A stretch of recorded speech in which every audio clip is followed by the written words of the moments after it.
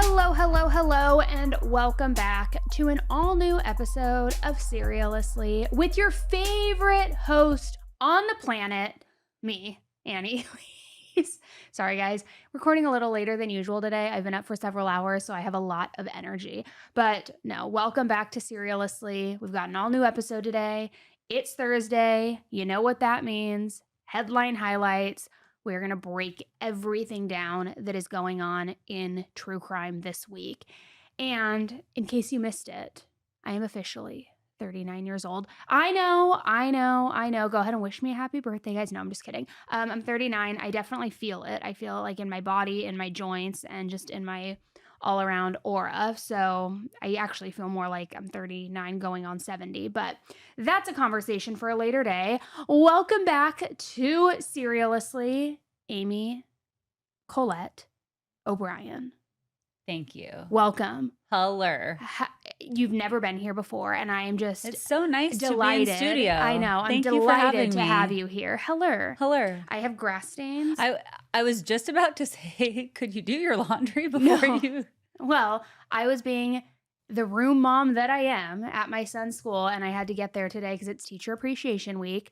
So all the kids brought long stem flowers. There was hundreds and hundreds of flowers, and I was in charge starting at 8 a.m. of assembling a ton of arrangements and then delivering them to all of the teachers. So I wore white because I'm a fucking moron, and I have green stains all over me now. It looks like I've been rolling around in the grass. So did your new skills of flower arranging come in handy? Because I know you've been up on your hobbies this year, which I'm very proud of you. Mahjong, flower arranging. I'm trying to lean into my elderly era, and I have to say the thought did cross my mind while I was at the table in front of the school assembling these flower arrangements, thinking I had to buy a pair of gardening shears yesterday at Home Depot because I don't own those.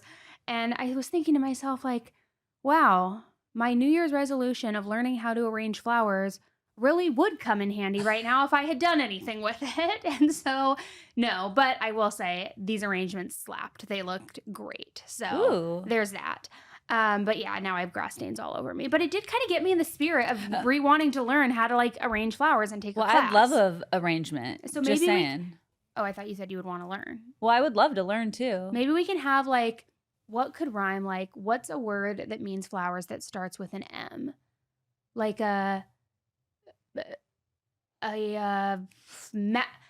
Magical roses and Mahjong day. Or because I need to teach you Mahjong still a little bit more. Yes. And I think we could do flower arranging and we could just make it a really fun time. Because flowers are kind of a ripoff. They're just went to rip-off. Bring my stylist a new arrangement on Friday.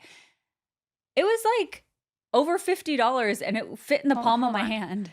I feel personally attacked right now. Why? Because it was my birthday. And hold on, everybody. If you're watching the video version of this, you'll see what I'm about to do. What? You're upset that I didn't personally arrange that? Well, I'll take credit. Is this why you feel personally attacked?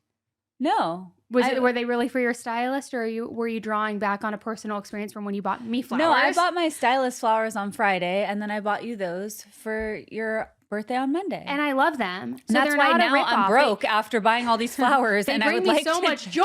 I would like to just be able to make my own. That's not too much to ask. These are so aggressive on screen. It's just... I like they are. Maybe I'll put them up here.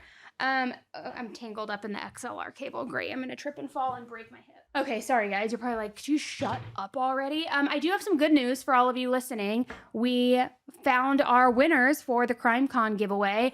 Thank you to all of you who entered over on Patreon, which remember, it was totally free to enter. So you snooze, you lose. Maybe we'll do another one. I don't know. But we did choose our winner who gets the weekend pass, 2 tickets, 2 weekend passes, 1 winner. And we have announced it over on Patreon and also in the show notes of today's episode.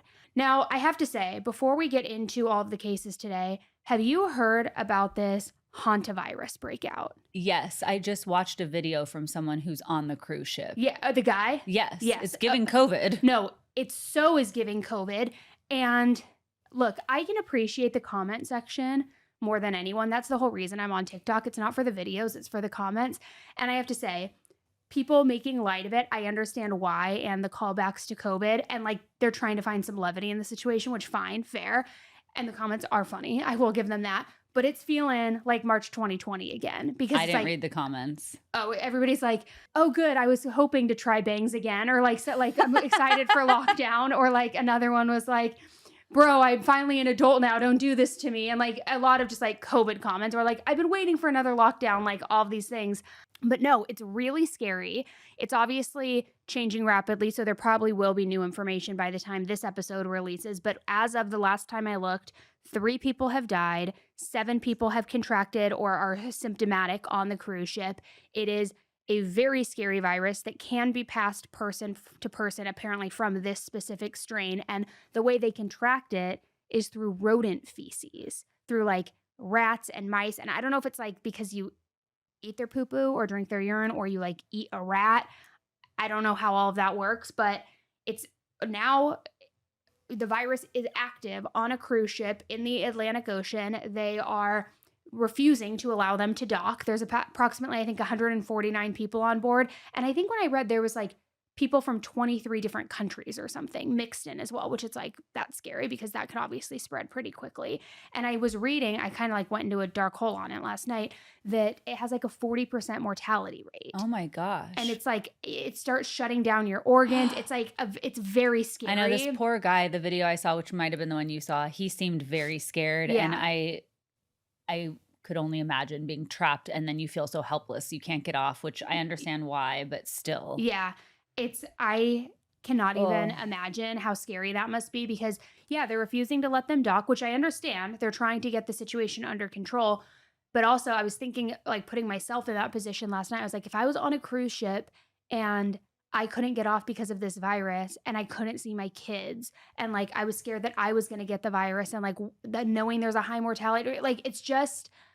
I don't know. Well, and after everything that happened over COVID, I mean, you're just thinking back to that and thinking like how big, how widespread, how quickly it all happened. And COVID, I remember because I lived in New York when COVID happened and it was very small at first. We were hearing like little rumblings about it. I remember we were like thinking, okay, are our factories going to shut down? It like hadn't even really hit the US yet. And it was kind of like this slow burn and then it happened all at once. Whereas this one, it's like 150 people potentially exposed. That could be widespread. So I understand why they're treating it so seriously and like not allowing them to dock. But right now the health officials are trying to figure out how this exactly happened and how this happened on a cruise ship, a luxury cruise ship apparently at that. And because like I said, it's usually spread through rats and mice and their feces and their urine. So it's definitely interesting that this type of viral disease is being spread where it is, but it's gonna, I don't know what else is gonna happen. I mean, if there's already been 3 deaths on the ship, that's fast and that's wild. Well, what would scare me is I just remember in the early days of COVID, nobody really knew what was going on. And so I'm sure people are learning in real time, like the effect of this and how quickly it spreads. And you're sitting on a cruise ship with all the circulated air. Like I would just want to sit outside. But they're probably making you stay in your cabin, which is even worse. Like imagine, and remember our brother actually during COVID, he tested he was away for a wedding. Where was he? Not St. Lucia. St. Lucia. That was when you had to test positive or negative in and out of different countries before you could fly or when you landed. And when he was leaving after being at that wedding, and it was like well into COVID. It was like almost a year in or something like that. So people were traveling again. He tested positive and they kept him there for 10 days, right? For quarantine. And they kept him in a hotel room, which is like, that's bigger than a cruise ship cabin. But I remember he was starting to go a little nutty as well because he had no access to the outdoors. Yeah, no fresh air. The food you get, I think he couldn't order room service or anything. Wasn't it like they drop like a set menu? Yeah, they drop off food at your door or something every day. And then it's just I feel for those people. So we'll see what happens. And what's interesting, as I was reading it yesterday too, trying to research more about the virus itself. Remember, gosh, it must have been a year ago now, Gene Hackman and his wife who died? Yes. She died from that virus. Oh, wow. So, and remember their house was like in a lot of disarray and there were a lot of animals and things. And she apparently, it's like a respiratory thing, I believe. And she died from that. And so people are like not making any sort of connection, but obviously like it's something that we That's interesting. heard about, but never really knew what that meant. And now it's out there. I don't know. It's definitely scary. So we will keep an eye on that and let you guys know, I guess, hopefully this is the only... I know. Hopefully at this point, at the time of this release, they are docked, they are tested, they are getting whatever. I don't even know if, I don't know if you get like, I mean, it's not like a rabies shot. Obviously, it's not rabies, but like, I wonder if there is anything to combat it. I don't know. So let's move into another rat of discussion, David. David Anthony Burke, or David Loser 4vd, because we have another major update in this case. And look, most of our updates have lived primarily here on the headline highlight segment. I might end up compiling everything or doing a fresh deep dive for you just so that we can have it all in one place. I'm not sure yet, but we do have some major updates that have given us more insight into what the prosecution is laying out as far as a timeline, especially when it comes to the special circumstance charge that they had for lying in wait. Because this week, prosecutors filed a very detailed brief, and when you actually look at what they're alleging, the way that they're saying all of this was planned, it keeps making this case worse and worse. Now, as we know from the charges that David is facing, prosecutors do believe that this was all premeditated, that he lured Celeste over to his house, that this was planned, and that it was because he wanted to shut her up because he didn't want to lose his celebrity, his money, his fame. But now they are laying out a very specific sequence to try and prove exactly that. So let's start with what they say happened right before Celeste was murdered. According to reports, prosecutors say that there was a major argument that happened on April 22nd, 2025, between David and Celeste. And apparently this was all documented in text messages. During that argument, Celeste was allegedly jealous or upset that David was talking to other girls and having other relationships, which really comes as no surprise to any of us. We know he's a dog. We know he's a dirtbag. We know he's a child predator. So, but obviously she's young. She probably thought that they were in love and they were soulmates, and this made her very upset. And she was actually so upset about this that she threatened to expose their relationship.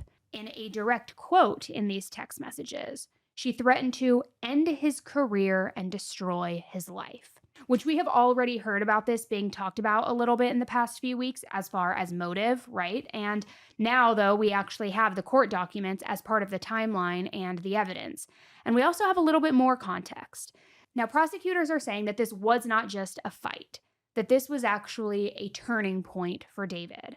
They believe that David knew that at that point she was possibly or probably going to tell someone, and that everything could come out, and that it would absolutely completely destroy his life and his career. Just like she said, he would go to jail, he would go to prison, he would lose his celebrity, he wouldn't go on tour anymore, he would be marked as a pedo in jail and probably be attacked over and over. I mean, it would be his worst nightmare come true, which also then said, I will say again, don't touch little kids then.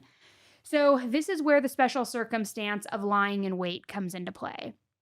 Because prosecutors say that the day after the argument, on April 23rd, David arranged for Celeste to come to his house. He even ordered her an Uber to get there.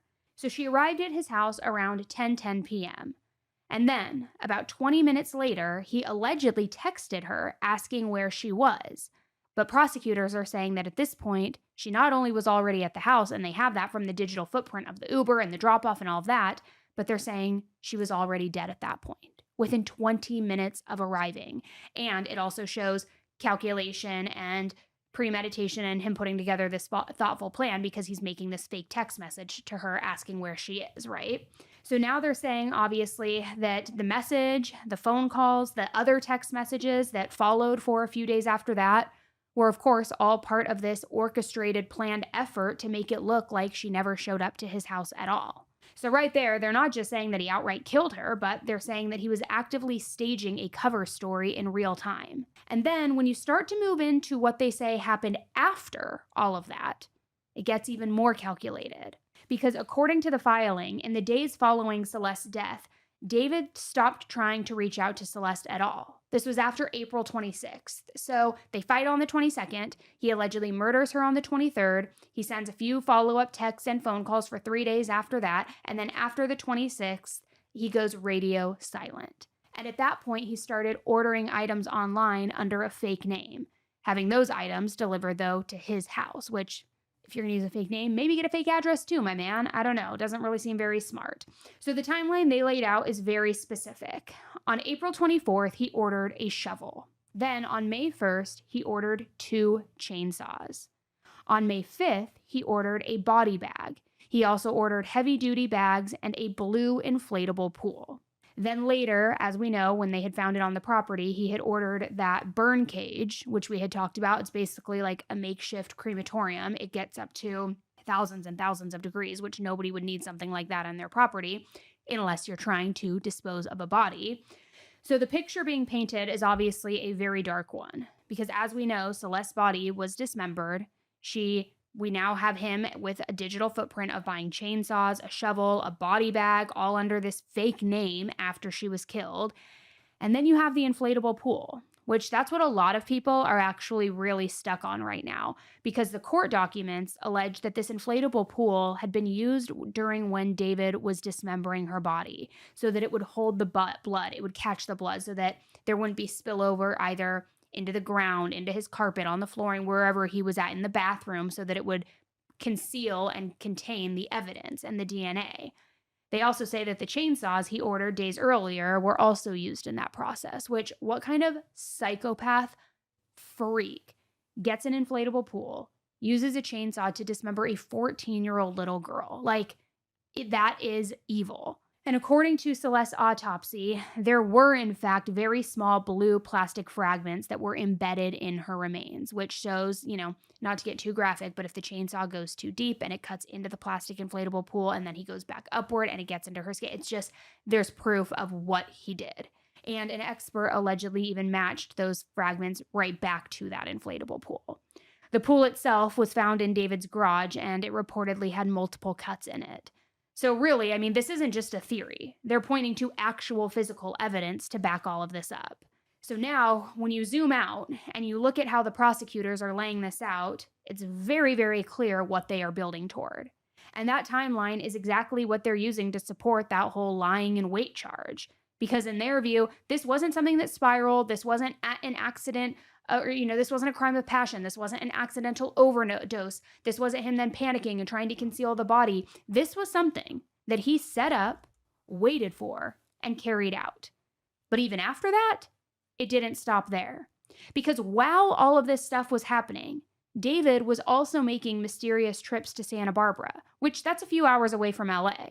Trips that the prosecutors believe he made as a method to get rid of evidence. So far, what we know is that David took these trips to Santa Barbara 3 times, which the first one was about an hour and a half after Celeste was murdered, then again almost 2 weeks later on May 8th, and then again on May 31st.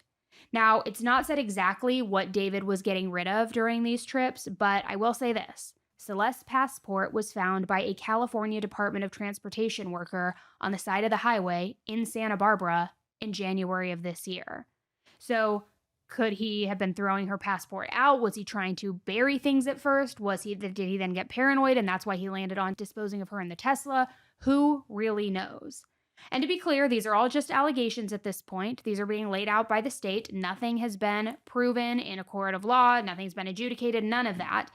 But the defense, meanwhile, is sticking with their story that David is innocent, that he didn't have anything to do with Celeste's murder. But this hearing and this filing, it's the first time that we're seeing all of these pieces connected in one place. And if this case is the case that they're bringing to trial, it's going to be a major one to watch, right? And we're going to see more as it moves forward, because I think there's a hearing coming up soon where they're going to decide if there is enough evidence to move forward to trial or something like that. But another detail, which I was going to mention, but I haven't been able to vet it entirely, but I have seen some rumblings on social media about it, is that within, I think it was, 24 or 48 hours after Celeste being murdered, David went back out on tour and he was wearing her sweatshirt on stage. And some people even said some of the voiceovers in the songs were audio voice recordings from Celeste that she had sent him, things like that, which again, I haven't been able to vet that, which is why I haven't wanted to really speak on it in a big way. But if that is true, what a psychopath, honestly. So there's no doubt in my mind this is going to trial. He's going to be found guilty. He's going to be locked up. Not a doubt in my mind. But then again, I have been surprised, Casey Anthony. So hopefully it's not that, but we will see. I have two major thoughts. The first one is for how premeditated this appears to be, or like planned out on his way to try to cover this. He did a really piss poor job. Yeah. So like, what was your real plan? Are you a complete idiot? Yeah. And then secondly, for how much went into this and how much is coming back to him allegedly. I can't believe it took this long. I think it's because they wanted a slam dunk case. And I think part of it was it took a long time to figure out cause and manner of death with Celeste. And you can't make the murder charges stick until you have that usually. But I mean, who knows? I could be wrong. I feel like this evidence is so overwhelming. I know. Yeah, I think it's going to be a slam dunk case, but I mean, again, we will see. Now, I know there's a case that you have been following for weeks and that you want to talk about, and it happened a few weeks ago, guys, but the reason we haven't covered it until now is because there are so many details, and it's one that every case is important that we get it right, but this one especially is important that we like vetted the details, got all the research. And so Amy's been working on it for a while to just like, gather all of the information. So, but we do have it and we do want to talk with you about it. Yes. And a lot of people have been asking about it, as Annie said. And it's one where as you're reading the details, it just keeps getting worse and worse and doesn't feel real. Because what happened in Shreveport, Louisiana on April 19th wasn't just a mass shooting. It was a family annihilation, and it unfolded in just a matter of minutes. It was early in the morning, just before 6 a.m., when the first 911 call came in. A woman named Kiosha called saying that someone had been shot, that she was on the roof, and the person with the gun was still inside. But at that point, no one knew just how big this was about to become. Kiosha went on to say that 9 people were living in the house. And as the dispatcher kept asking questions, Kiosha said that her brother-in-law had come in and shot everyone inside.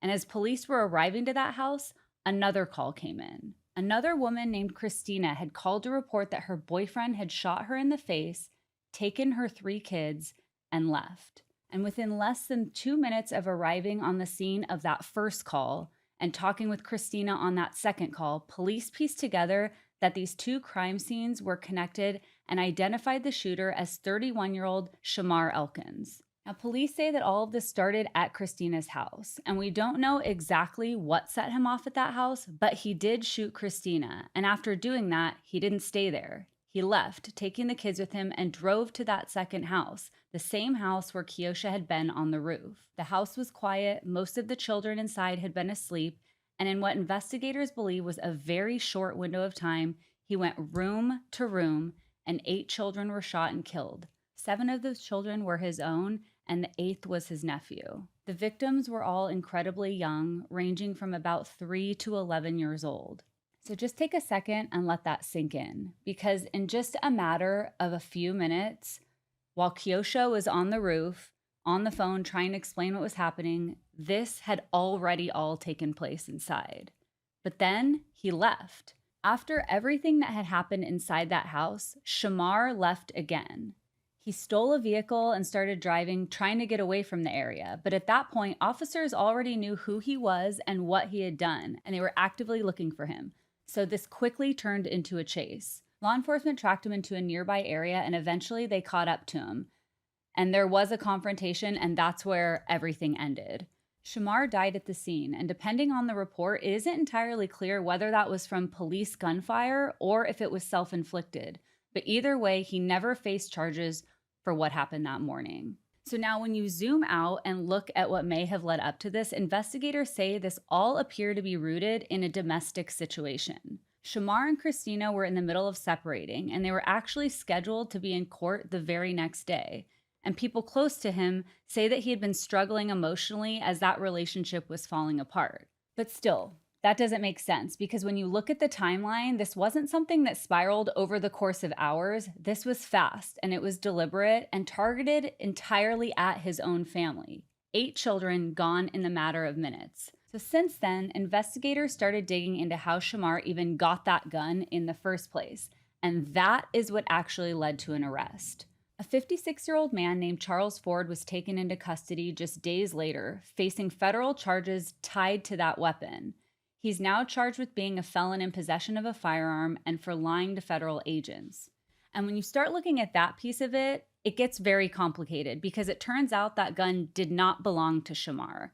It didn't actually belong to Charles either. According to investigators, it had been passed to Charles by someone else, and he wasn't even legally allowed to have it in the first place because of a prior felony conviction. And at some point in the days following the shooting, Charles told investigators that gun had been stored in his truck and that he believed Shamar took it from the truck weeks before the shooting. He even suspected that it was him at the time and reportedly even confronted him about it, but then decided to just let it go. And that right there is what investigators are now zeroing in on. Because while Ford didn't carry out the shooting, prosecutors are arguing that the gun was already being possessed illegally, it wasn't properly reported missing, and when law enforcement started asking questions, he didn't initially tell the truth. So now, even though the shooter is dead, there are still charges being filed, focused on how that weapon ended up in Shamar's hands. So when you step back and take a look at the full picture, it certainly does raise a bigger question because it wasn't just one failure point in this situation. It was a chain of events.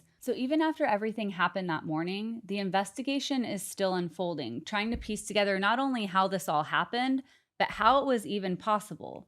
Because again, this wasn't random. This was a father, this was his children, multiple homes, and a timeline that moved incredibly fast. And a community that's now left trying to understand something that honestly just doesn't feel like it has much of an explanation at all. And unfortunately, that's something we may never know now, that the shooter is dead and is no longer alive.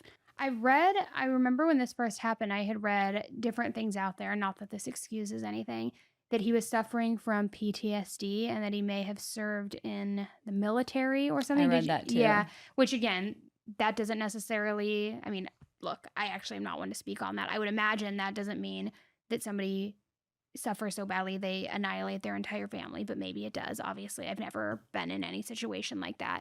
But whatever the reason, whatever the motive, whatever his thought process was, I mean, it doesn't change the fact that there are 8 children, young children, just gone within a matter of minutes. And the only silver lining, I will say, because I try to always find some sort of silver lining, is that there aren't any kids who are going to, right? There aren't any kids who survive children that will have to grow up without their siblings or their family members. There's 2 mothers. There's the mothers, yes, which I can't even imagine what they're dealing with.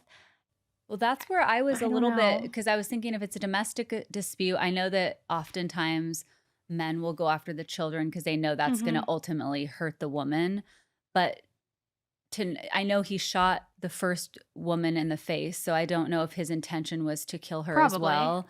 And then maybe Kiosha just escaped onto the roof and was able to get out, by the grace of God, versus him intentionally allowing them to survive. I mean, the poor women, I personally, it's a horrible situation. If my kids were killed, I'd rather be dead. I couldn't imagine going on. And that's why, I think through to Tristan Bailey's mom, to Kaylee Gonzalez's mom, Maddie's mom, I don't even know how you physically can go on and find the strength to do that.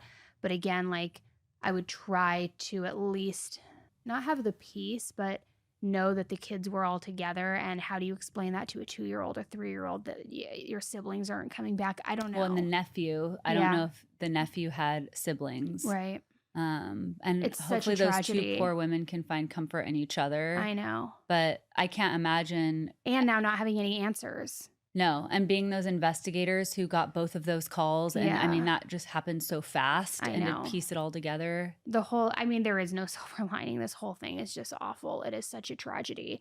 And we'll see what other information comes out. If he left any sort of documentation behind, if he confided in anybody leading up to it, and not that knowing a motive will make it any easier to understand, because I don't think there is any logic here, but they said, just emotionally distraught over the relationship ending, that court date coming. So, oh my God, I have the chills. It's heartbreaking. Okay, so now I want to catch all of you up on what's been coming out this past week in the trial of Tanner Horner, also otherwise known as the biggest douche canoe on the planet, the most evil psychopath on the planet, and just scum of the earth, subhuman, loser, gutter troll. Because this is where now things are starting to feel not only off, but even more concerning than what we already knew about this case.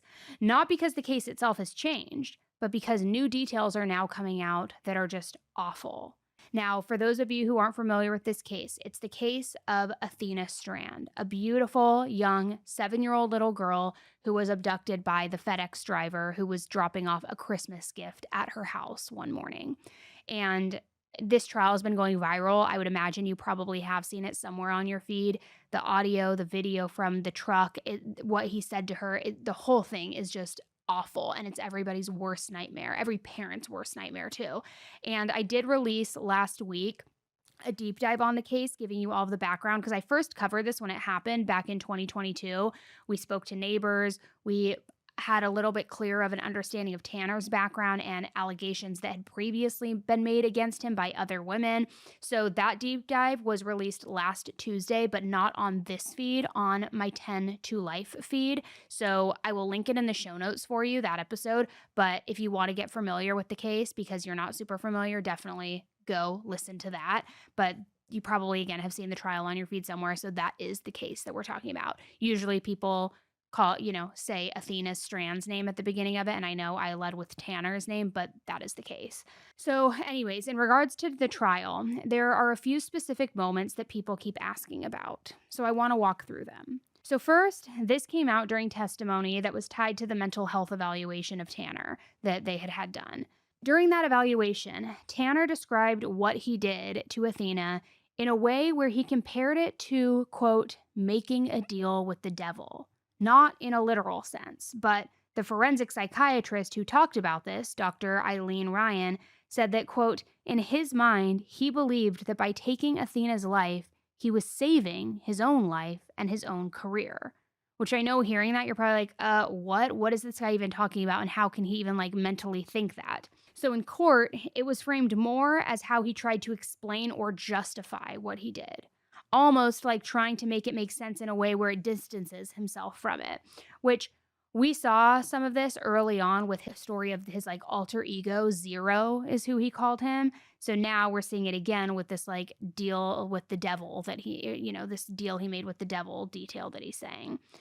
Now, another thing that came out during this part of the trial is that Tanner admitted to using cocaine that day. And in his version of events, he did it while Athena was in the FedEx truck, but, according to him, before he killed her. He says that Athena seeing all of that is actually what triggered everything, as though it's her fault that she was abducted, her fault that she witnessed him doing coke, that now he had no choice but to, attack her and kill her.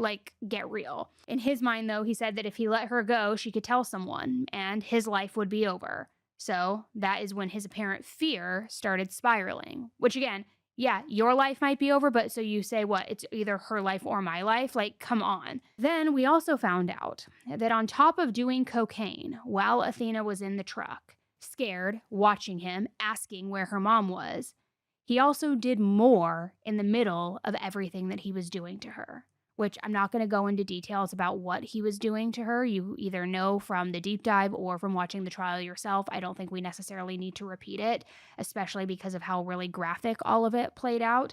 But when it came time to show all of this and play the audio, play the video during the trial, the cross-examination was very, very difficult. And it certainly did not look good for the defense because, the audio of this creep and what he was doing and the things he was saying, it was just awful.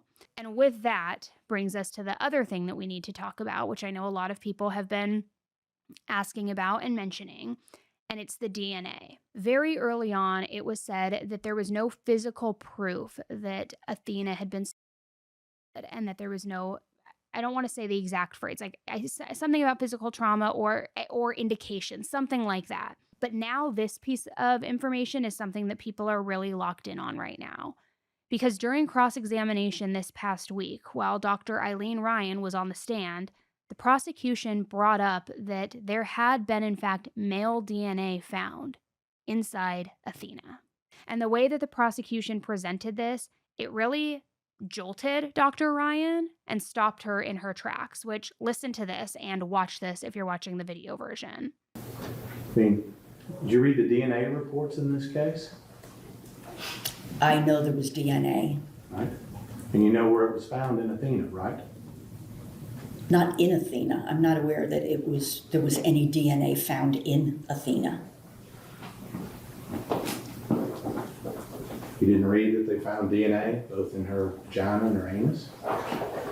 No, I did not. So in that moment, at least to me, and I'm sure a lot of you watching and listening, it became very clear that this wasn't even something that she knew about, let alone something that she factored into her evaluation of Tanner. She's now learning it and hearing about it. And the prosecution used that to suggest that her evaluation may not be complete. It's probably incomplete. She didn't have the whole story. She didn't have all of the details. So her evaluation may have relied too much on what Tanner told her instead of the actual full accurate picture. Which again, I want to be very careful with what I say is confirmed versus not confirmed. Because again, there was no physical indication that they had said early on, which that very well could have been to preserve Athena's memory. And we obviously don't need to know all of the graphic things that were done. We do know that he already had instructed her to take off her shirt and said that she was beautiful and that this was sexually motivated.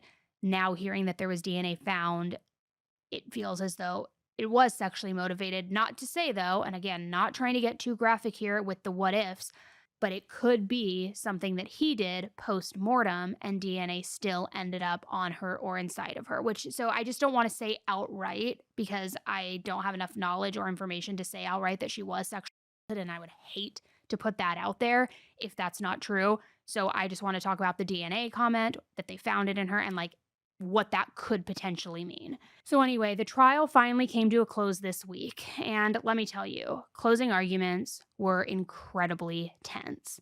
The state made their closing argument very easily, even with a short recess halfway through because a juror needed a break because it was so challenging. But when it came to the defense, that was a different story. Because right at the start of their closing arguments, the defense attorney that spoke first took the poster down that is in the courtroom of Athena.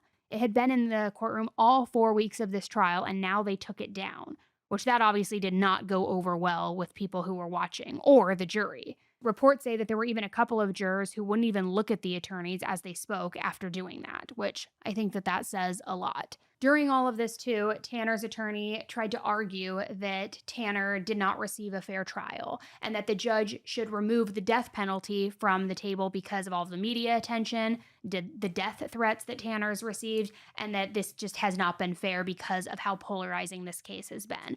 Which, here's what I have to say. There is no other option but death, in my opinion. Personally, and I know a lot of people are indifferent to the death penalty, and that's absolutely fine. Everybody has their own individual opinion on it. That's my opinion. There is no other option but death for me. And so the closing arguments were done, and then it was given to the jury to decide what happens. And you know what? It looks like the jury agreed with me because Tanner was sentenced to death. It took the jury literally less than a couple of hours after they had requested for the footage from inside the truck, some of the body cam footage, the interview footage. They came back. He will be sentenced to death by lethal injection. And I, for one, couldn't be happier. This is just the worst case that I have heard about in a very long time. And I have tried to steer clear of a lot of cases involving children. They just are continuously getting more and more difficult for me to cover because of my own kids. And it's tough for me. This is one that I think is going to stick with a lot of people for a very long time. The innocence of this little girl just playing outside, her Barbies being dropped off for Christmas, this guy, and what he said to her, what was on recorded. It's just, he is such a monster. Well, I think it just hits very close to home because in a world where we Amazon ship everything for convenience, it's like you think twice now of, you see your kids and they're out in the front yard or they're waiting, and it just, I think it's made everybody a little bit more alert. I agree. It's incredibly sad. Okay, so this next case is coming out of Alice Springs in Central Australia, and it's one of those that escalated very quickly in the absolute worst possible way. It all started late on April 25th when a 5-year-old little girl, who is now being referred to as Kumanjayi little baby at her family's request, you may have also heard of her referred to as Sharon, was home with her family in a town camp known as Old Timers Camp. She had been put to bed around 11:30 p.m. that night, and everything seemed normal. Which, if you don't know what a town camp is, it's like a very small, tight-knit neighborhood at the edge of town, and it's common for big, extended families to live in a town camp together. It's almost like a family compound.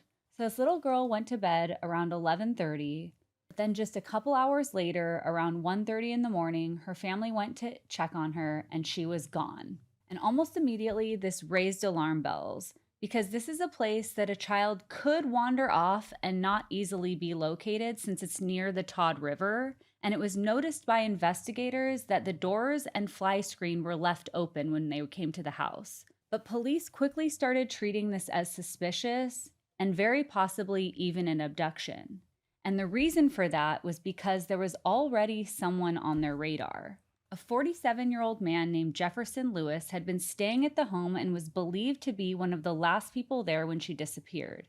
And he wasn't a family member, he was just someone visiting and staying with the family. And at one point, witnesses reported seeing him holding her hand and leading her away that night. So now you have this missing 5-year-old girl in the middle of the night with a potential suspect already identified. And the search, it was massive. You could imagine hundreds of people, police, volunteers, trackers, search teams were all out there combing through the desert, the bush, everywhere. Drones, helicopters, dogs, all of it. The entire community went looking for her, holding on to hope that she would be found alive. But as the days went on, that hope started to fade. Police eventually started talking about a time frame of survivability becoming a concern around the third day of the search, which when you hear that, you already have an idea of where this might be heading. And then on April 30th, about 5 days after she went missing, everything changed. Her body was found. It was discovered roughly 5 kilometers from her home in a remote area outside of the camp. And just like that, this became a homicide investigation. And after her body was found, things moved quickly. Police located Jefferson later that day and took him into custody.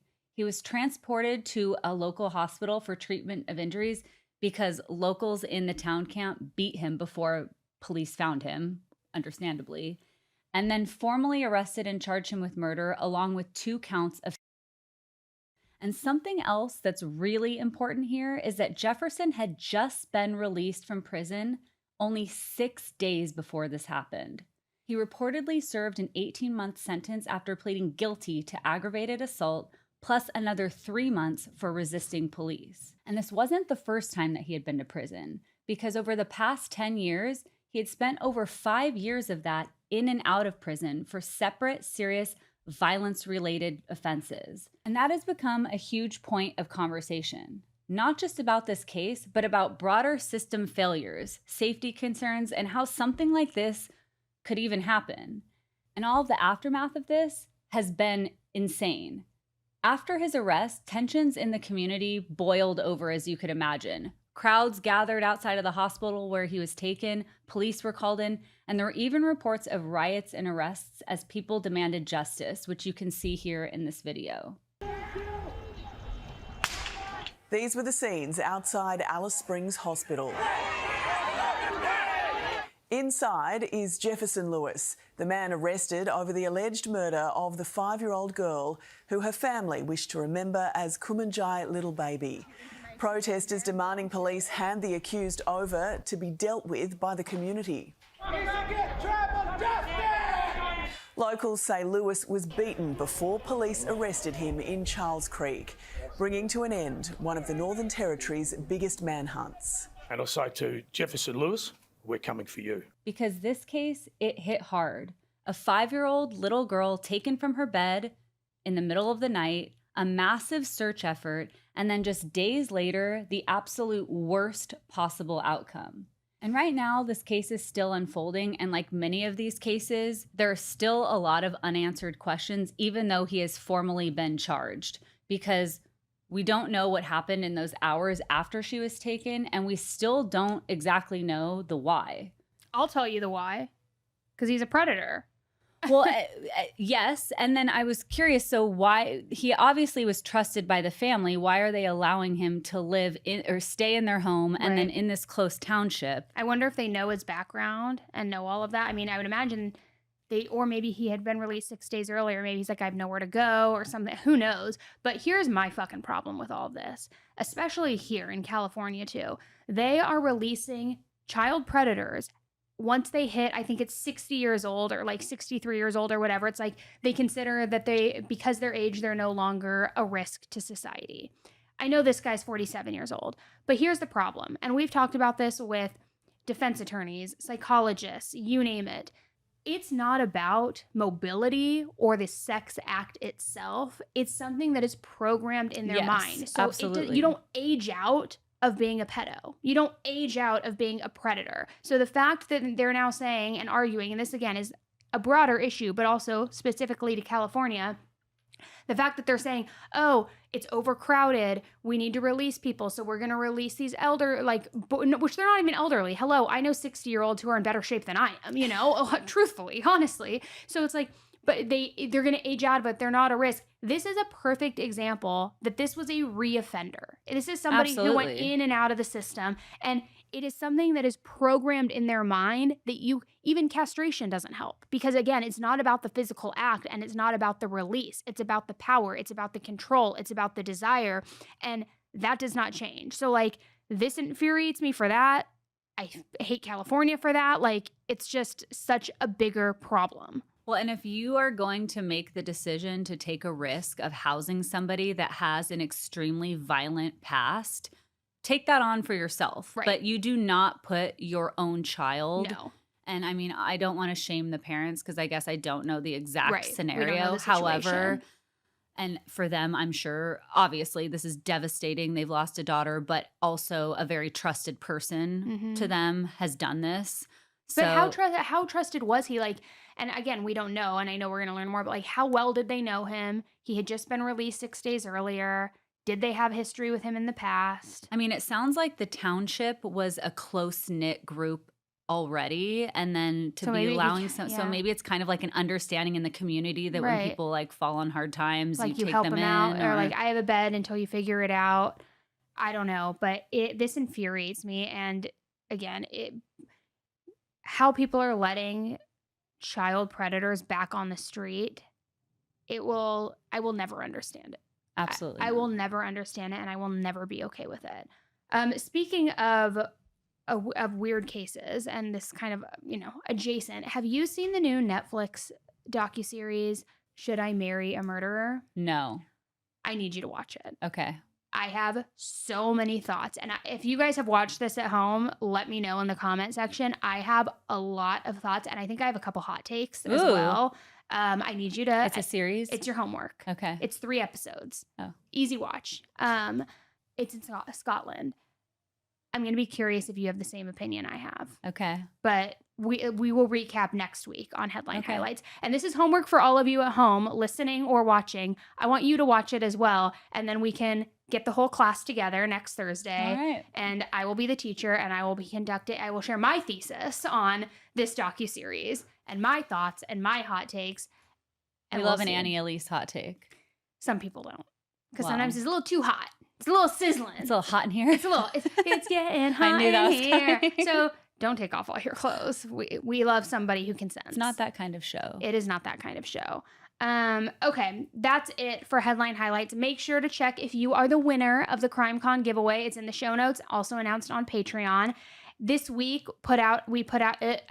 This week, I also released 2 episodes. You can go binge in the feed if you need more content now that the week's over and your favorite podcasters aren't putting content out. I have, so you can go listen. There's one on this feed from Monday. It's a full deep dive into a cold case, actually, that has some really shady CCTV footage.